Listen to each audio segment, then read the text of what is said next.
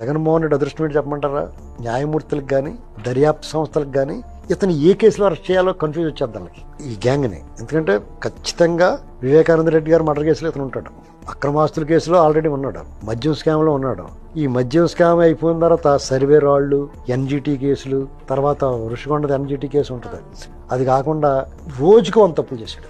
అసలు ఎన్నాటితోటి వాళ్ళందరూ వరుసగా నిలబడి ఏ కేసులో అరెస్ట్ చేయాలని ఆళ్ళు కొట్టుకుంటారు, తొక్కిసలాట అవుద్దాం ఇతను అరెస్ట్ చేయడానికి పోలీసు వాళ్ళు.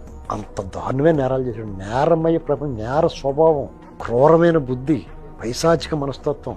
అసలు ఇటువంటి వ్యక్తిని రాజకీయాల్లో మనం భరించి అతను ముఖ్యమంత్రిని చేసామంటే తప్పు అతనిది కాదు, మందే తప్పు. అలా బాబాని చంపేయడని తెలిసి కూడా వీళ్ళు ఓట్లు వేయరు కదా. మరి అతను మారాలి, బోరు నమ్మిర్రా బాబు వీళ్ళు అని చెప్పి మారాలి. మారకుండా ఇంకా దారుణంగా వేధించాడు వీళ్ళు.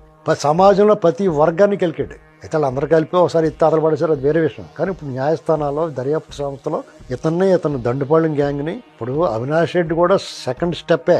ఇతని పైన ఇంకా వీళ్ళు ఉన్నారు, అంతఃపురం ఉంది.